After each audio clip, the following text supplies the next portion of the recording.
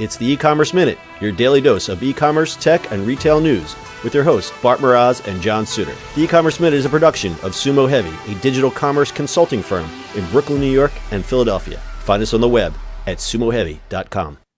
It's the E-Commerce Minute for March 19th, 2018. In today's episode, voice shopping set to jump 40 billion by 2022.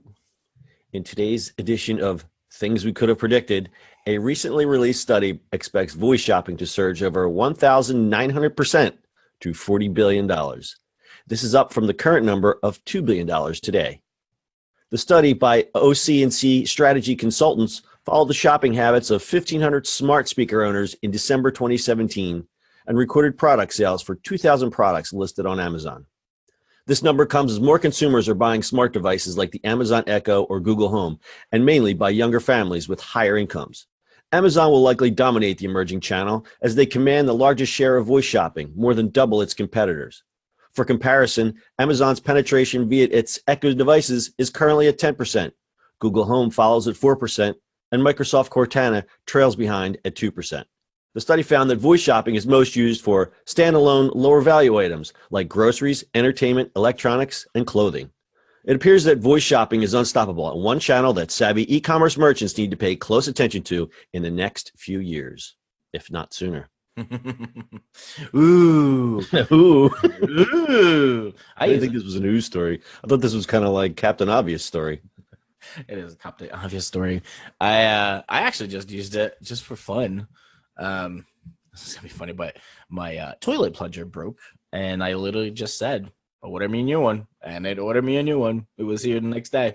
Nice, dear lady in the tube. See, I use it to make lists. I don't actually pull the trigger because I'm very fearful of accidentally buying something that should be $2 and have it be $20. No, it tells you when you do it. It's like their preferred sort of, or Amazon basic or preferred sort of brand when they do it, and they tell you what it is. Or basically when it happens is you say it, and then like if you don't want that, you go, I don't want it. And then she goes, I will send you a list of the next brands to your phone. So it comes up in your app in your phone. Oh, so it comes up in the app. Interesting. Yeah. It will order whatever their preferred brand is, which is fine. Like if it's what you want, then just order it. Is there a selection that's put aside? Is there something called Amazon Choice where they choose specific? It's their choices. Yeah, it's whatever the Amazon preferred choices. And it's usually their brand first. Sometimes, but not always. Depends on what it is. Like if they don't have a basic one, they won't give you that. But yeah. Okay, so that's pretty interesting because that was the one thing that always can kind of concern me is like I don't want to just scream out, "Lady in the tube," order me toilet paper or order me a bathroom plunger. I'm the type of, I'd rather look at it first and see it. And yeah, but if you're ordering right, but if you're like out of toilet paper on your toilet, you can literally say what you always order and it will just do it. Right. So in that instance, I'm very good at making the lists and compiling a list using voice. I'm very comfortable with that. But the actual ordering, I just have not pulled the trigger yet. I tried it. It's great. It works. So it's interesting. The Echo devices are at 10%. Google trails behind. I didn't think they were that far behind, but I think that's only because they were out of the starting gate a little later. Well, it's also, Amazon has a store. Well, yeah, but I mean, you could still shop from Google Home. Sure. How would you do that? Will you just have to connect your?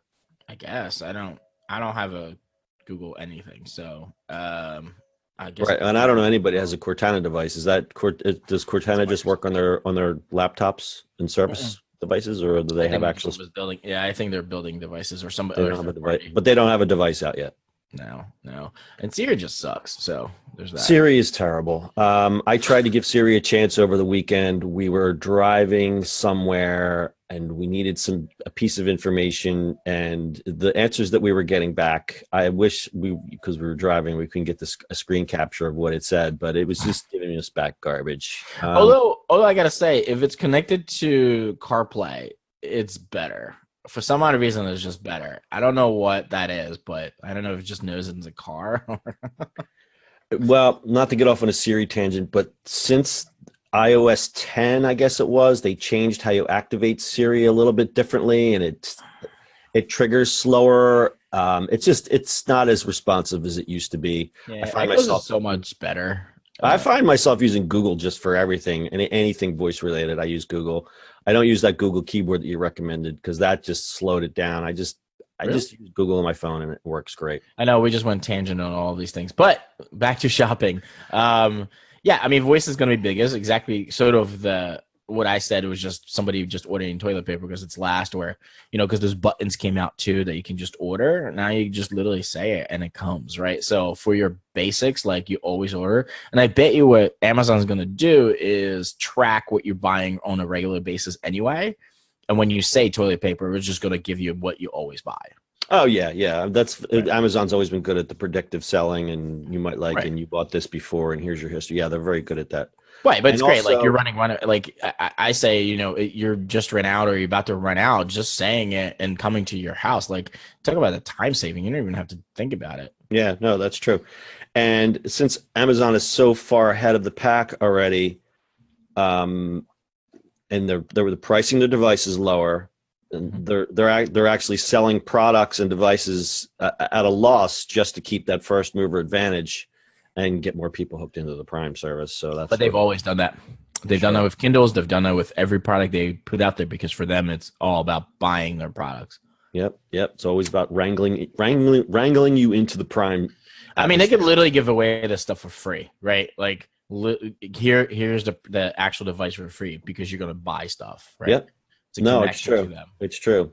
So let's talk about the elephant in the room or the apple in the room. Where's Apple? I mean, their HomePod.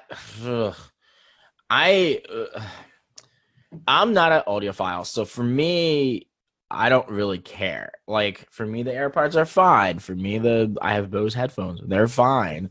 Even just the bigger Echo speaker is fine for me. Even the small ones, I don't care. Um, I use it for like the convenience of it, so I don't really care about music, right?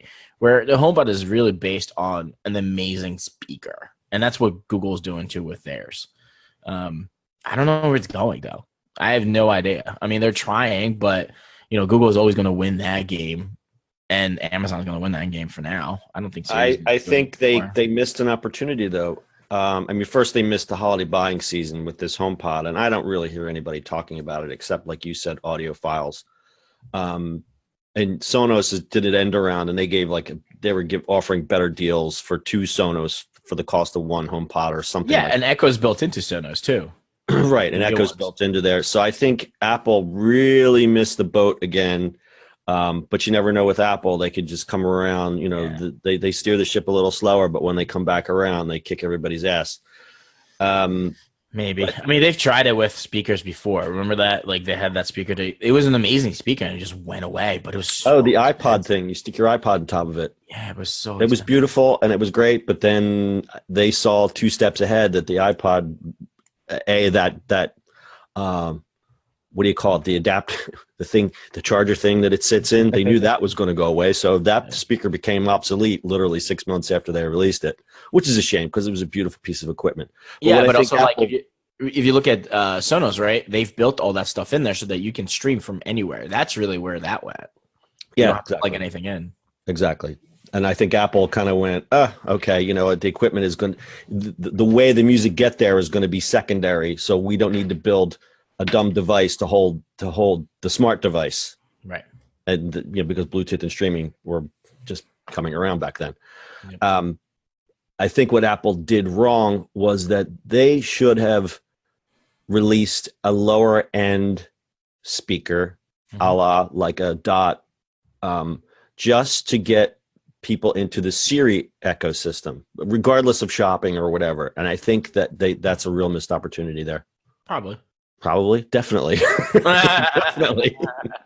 And I know everybody's like, "Oh, Apple, they do this. Everything's so beautiful." If you Sure. think that if they would have said, you know what, let's make a beautiful device at half the price to get more of them into homes. What I'm saying is they're missing this advantage here, because if you look at the numbers, you look at the stats, voice is uncharted territory for most marketers. It's going to be the way, excuse me, the people are going to shop, and Amazon's just going to keep winning, and and it's surprising because Apple is Apple more than Amazon is an equipment, a hardware company. Yep. That they wouldn't do that is just a little surprising. Well, I mean, is Amazon still just a bookseller? They sell books? Right, exactly. They sell books, right?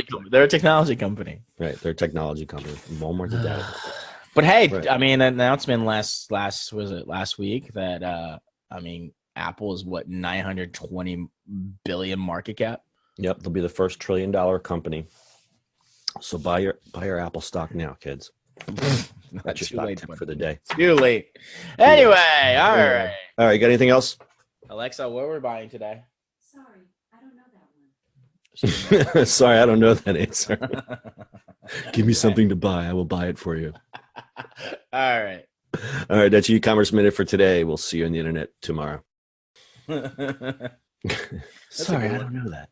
Sorry, I don't know that. That's it for today's show.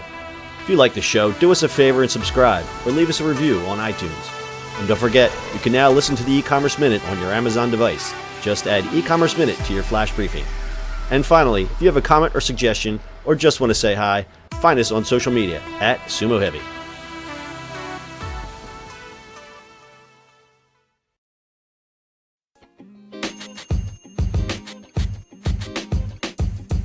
The podcast you just heard was recorded with Anchor. If you want to make your own, download the Android or iOS app completely free from anchor.fm/podcast. That's anchor.fm/podcast.